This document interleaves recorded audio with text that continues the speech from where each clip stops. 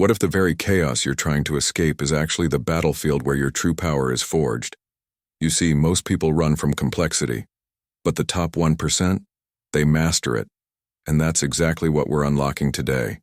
War and Peace by Leo Tolstoy isn't just a literary classic. It's a blueprint for strategic thinking, emotional intelligence, and resilient leadership in the face of overwhelming odds. This book is not about history. It's about you, and whether you have what it takes to dominate life's battles with clarity, purpose, and wisdom.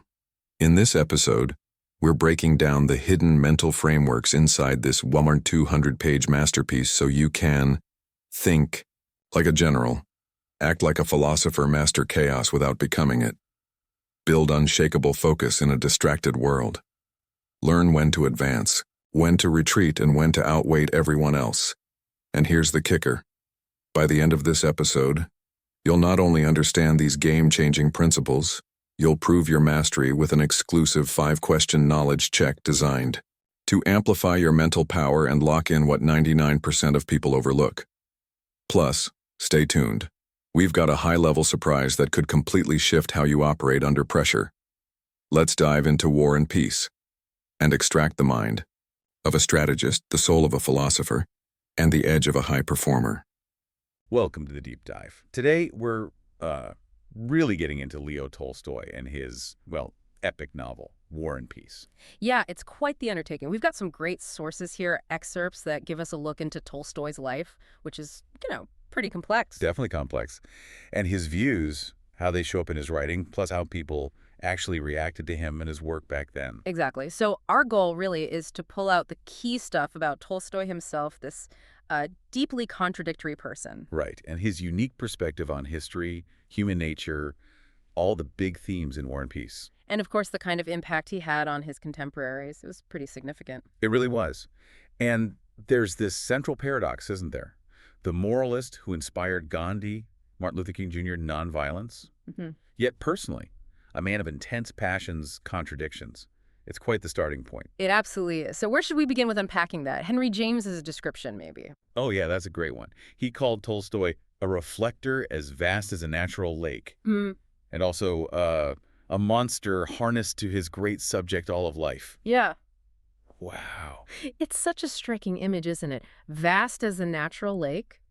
It suggests this incredible capacity to absorb everything. Everything, not just observing, but really feeling it all, the extremes. Right, and that's key. This wasn't someone detached. Think about it.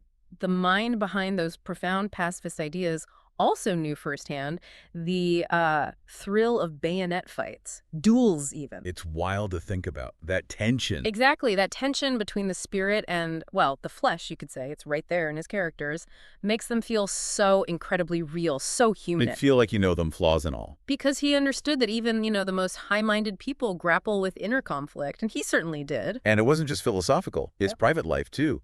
Preaching celibacy. Yeah, while apparently having, quote, a voracious sexual appetite and fathering an illegitimate child. So quite the contrast. And he knew it, didn't he? He wrote about it himself. Oh, absolutely. His diaries, especially from his 20s, are brutally honest. He talks about struggling with sensuality, laziness, boredom. Feeling like he'd ruined myself. That's pretty intense self-awareness. It is. It shows this wasn't just, a phase. It was a deep, ongoing internal battle. Yeah, it humanizes him, I think. Takes him off that pedestal a bit. Definitely. So, okay, despite all this inner turmoil, or maybe because of it, his influence was immense. People really revered him. Hugely. Take William Jennings Bryan, later a U.S. Secretary of State. He visits Tolstoy at his estate, Yasnaya Polyana. Right. And he's so impressed, so captivated, he actually thinks about postponing a meeting with the Tsar Nicholas II. Just to hang out with Tolstoy longer? That's incredible. It really underscores his status, doesn't it? There was that famous saying. Oh, yeah. 2 czars in Russia, Nicholas II and Leo Tolstoy. And arguably, Tolstoy had more moral weight, more respect. It says a lot about the power of his ideas. And it wasn't just famous politicians. His writing could totally change someone's life path. Like Ernest Crosby, the American diplomat. Right. Reads Tolstoy's On Life in, 1889? Yep. And it hits him so hard he just quits his job, abandons diplomacy. He spent his life promoting Tolstoy's ideas in America. That's transformative. It really points to the kind of appeal Tolstoy had. It wasn't just intellectual gymnastics. It was deeply personal, made people look hard at their own lives. Yeah, makes sense. Okay, so let's shift a bit to the writing itself. War and Peace. What made it so unique? People said it felt like nature herself were guiding his pen. That quote captures something essential, I think. That feeling of authenticity, this natural, almost inevitable flow. Effortless, even though it must have been anything but. Right. And Van Wyck Brooks had that great observation. To make the obvious not commonplace, one has to be a Tolstoy. Ah, I like that. So he could state these big, simple truths without sounding, well, boring or cliched. Exactly. He wasn't afraid of what might seem ordinary, like Captain Tushin, right before a battle, thinking about immortality. Yeah, that's mentioned. It feels so real, so human. But maybe another writer would think, oh, that's too banal, too obvious. Tolstoy didn't shy away from that. He embraced it. And that's why the characters feel so genuine, maybe. Because he included the full spectrum, even the mundane thoughts under pressure. Precisely. He wasn't trying to write some romanticized version of war or life. He wanted the whole messy, contradictory reality. Which leads us neatly to how he portrayed historical figures. Napoleon, for instance. Sounds like Tolstoy wasn't exactly a fan. Oh, not at all. You can almost feel the scorn coming off the page when he writes about Napoleon. Decades later, even. He called him a fake grand home. Yeah, and an insignificant tool of history. Harsh stuff. For Tolstoy, Napoleon lacked genuine human dignity. Why, though? Just because he was a conqueror? Well, partly. Tolstoy believed true dignity came from goodness, or at least striving for goodness. And in his view, conquerors, by definition, couldn't really possess that. So it's a moral judgment, fundamentally. Absolutely. It challenges that whole great man theory of history, doesn't it? Shifts the focus from power and glory to, well, moral character and individual lives. It really does. And it's interesting how parallels get drawn between Napoleon's invasion and later history, like the comparison with Hitler. Right. If you look at the big picture, both Napoleon in 1812 and Hitler later on were these dominant military powers in Europe. Both trying to impose a new system, right? The continental system for Napoleon, the new order for Hitler. Exactly. And in both cases, Russia was the sticking point. Refused to fit in, couldn't be integrated. And that refusal became a huge problem for them. A critical problem. It showed how conquerors often underestimate these intangible things like national spirit, resilience. So Russia's resistance kind of forced their hand, pushed them eastward. You could argue that, yeah. For both of them, complete control of Europe seemed impossible, with Russia still standing independent and potentially hostile. It became the strategic imperative. Which brings us to this idea of a deeper force at play, the messianic spirit of the Russian people. Tolstoy seemed to really tap into that. Yeah, he saw something beyond just patriotism or nationalism. He felt there was this deeper conviction in 1812. A feeling that they weren't just defending Russia. Right. It was bigger than that. A sense that they had this almost divine mission to save Europe itself, maybe the soul of Europe, from Napoleon's secular power. Like Anna Scherer's quote, "Russia alone must save Europe," captures it perfectly. It really does. And Tolstoy saw that this deep-seated belief gave them this extra layer of strength, of resilience. He was also aware of later Soviet attempts to sort of co-opt that same feeling. He saw how powerful that collective spirit could be and how regimes might try to harness it. And the source suggests Napoleon, with his focus on la gloire, his non-religious view of power, just couldn't understand the spirit. Yeah, it was a blind spot. And the implication is that Hitler perhaps made a similar huge psychological miscalculation. Underestimating those deeper cultural, spiritual forces. Exactly. It's like that German lack of psychological sensitivity. Mentioned Ribbentrop misunderstanding England, the Nazis misunderstanding America. History seems to repeat that error. It's a powerful point about what truly drives events. Okay, before we dive into the novel's scenes, let's quickly touch on censorship. It affected War and Peace. It did, yeah. Especially in the later parts when he was dealing with things like the revolutionary stirrings, the Masonic movement. Things that were challenging the Tsar's autocratic system. Precisely. He'd had earlier work censored, like his Sevastopol story, so he knew he had to be careful. So even though he felt the autocratic system was fundamentally wrong and was interested in groups trying to change it, he couldn't always write about it as openly as he might have wanted. The censor was always looking over his shoulder. It likely shaped how those themes appear or don't appear in the novel. Right. Makes sense. Okay, let's bring the novel itself to life a bit more. Talk through some key scenes, key characters, starting right at the beginning. Anna Pavlovna's soiree. It sets up so much. It really does. Throws you right into St. Petersburg high society, Yeah. and you immediately get Prince Andrew's cynicism about Napoleon. Yeah, his sarcastic quotes, "I showed them the path to glory, but they did not follow it," shows his disdain. And the Vicomte's comment about the Duc d'Enghien's murder, one martyr more in heaven and one hero less on earth, very pointed. Strong anti-Napoleon feelings there. But then Pierre pipes up, defending Napoleon, calling his actions a political necessity, even showing greatness of soul. Which just shocks poor Anna Pavlovna. It instantly marks Pierre as different, doesn't it? A bit naive, maybe. Certainly not towing the party line. Hints at his whole journey to come. Definitely. Okay, then the scene with Count Bezukov dying, that's all about the ugly side of society, the opportunism. Oh, absolutely. Anna Mikhailovna is just ruthlessly maneuvering, trying to secure something for her son Boris from the inheritance. Aligning herself with Prince Vasily. Who's also sizing her up, wary of her as a rival in the inheritance grab. It's pretty naked ambition under the polite surface. And meanwhile, Pierre's upstairs, totally clueless about all this, imagining he's Napoleon. It's such a great contrast. Highlights his detachment, his initial innocence about these, cutthroat social games. He's just not on that wavelength at all. Even Boris's greeting is polite but distant.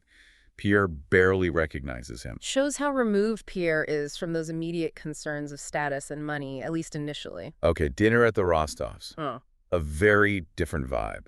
More warmth, family life, but still complex dynamics. Yeah, it's a wonderful snapshot. You've got all sorts happening, Berg and Vera being a bit awkward and sentimental. Boris trying to be polite to Pierre, but definitely noticing Natasha. The loud colonel holding forth. Even the food and wine descriptions give you that sense of the era's opulence. And Natasha. Yeah. Her crush on Boris is sweet, but it's when she suddenly asks to sing. Yes, that captures her perfectly. Impulsive, vibrant, full of life. That spirit is so central to her character throughout. It really is. It's a flash of who she is. Okay, now contrasting sharply with the Rostov's Bald Hills, Prince Nicholas Bolkonsky's estate. Very different atmosphere. Yeah, rigid, disciplined, represents that older, stricter order. The old prince is described like the king of Prussia. Super disciplined, demanding, believes in activity, intelligence, hates idleness, superstition. And everyone's basically terrified of him, but also respects him. His daughter, Princess Mary, the servants. They all live by his strict routines. Though, beneath that gruff exterior, there are hints he does care for Mary, in his own way. In his own very peculiar, often harsh way. Exactly. Now, the war parts the military encounters, obviously central. And they feel so real, not romanticized at all. The chaos, the human cost. Totally. You see, Denisov, all gruff but loyal deep down. Rostov, incredibly devoted to his comrades. In Kutuzov, wise, weary, strategic. Prince Andrew starts out impatient with him. But comes to understand him better. Andrew's whole perspective on war and leadership evolves so much. It's a key journey. Then there's Pierre's disastrous marriage to Helene. Talk about disillusionment. Oh, yeah. A total setup by Prince Vasily, wasn't it? Pure calculation. And those superficial parties at Anna Pavlovna's just highlight how empty it all is for him. Helene looks amazing, but she's shallow. Completely. Pierre's discomfort just grows and grows, leading to that duel with Dolokhov, a real turning point. Society judges him, he judges himself. But then, a bright spot. Prince Andrew falling for Natasha. A real transformation for him. It really is. That earlier cynicism just melts away. He becomes optimistic, excited about life again. But it's not smooth sailing. Old Prince Bolkonsky resists the marriage. Imposes that one-year wait. Right, throwing obstacles in their path shows the power families had, the societal pressures. But Natasha's immediate, intense love for Andrew is also very powerful. You feel the connection, but also the looming separation and the difficulties. Now, shifting gears again, those scenes that feel deeply Russian, away from the salons and battlefields, the hunt, for instance. So vivid, the energy, the passion, the connection to the land. And Uncle's music scene, that really gets to Natasha, doesn't it? Deeply. It touches something ancient, traditional within her. Shows the power of that cultural heritage. And even little details like Sonia trying fortune-telling in the barn. Adds another layer, right? Shows those folk beliefs existing alongside the aristocratic world. All of these details weave together to create this incredibly rich picture of Russian life at that time. Meanwhile, Pierre's still searching. He gets disillusioned again after Andrew and Natasha get engaged, and Joseph Alexeyevich dies. Yeah, it's a setback for him. He kind of slides back into old habits, feels aimless again for a while. Before heading off to Moscow, setting up the next phase of his journey. Right. And in Moscow, we find old Principal Konsky again. Aging, eccentric, but now a sort of figurehead for the opposition. Yeah, center of the Moscow opposition. Interesting contrast between his public image and his difficult private life. Still ruling his household with an iron fist, pretty much. And Natasha arrives in Moscow, too. Meets Maria Dmitrievna. Yes. The godmother figure. Very forthright. Blunt, even. Starts trying to manage Natasha's social life, find her a husband. More societal pressure. And then, the Anatole disaster. His attempt to elope with Natasha. Just reckless, selfish behavior from Anatole. Shows his complete lack of regard for anyone else, causing so much pain. A huge crisis for Natasha. Then, bang. 1812. War breaks out for real.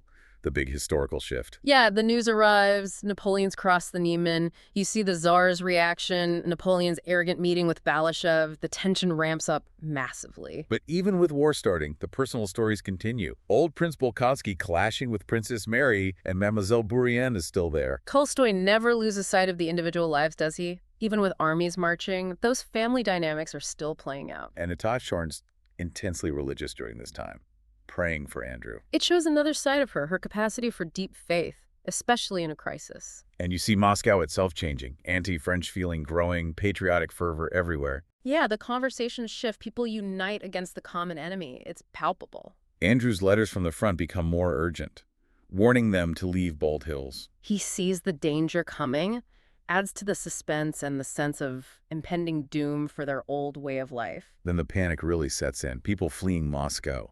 Unrest in the countryside, like at Bogocharovo. Total chaos, fear spreading, and those rumors about peasants possibly helping the French shows the social fractures even during a national crisis. And that funny little scene with Lavrushka, Denisov's old servant, actually meeting Napoleon. Yeah.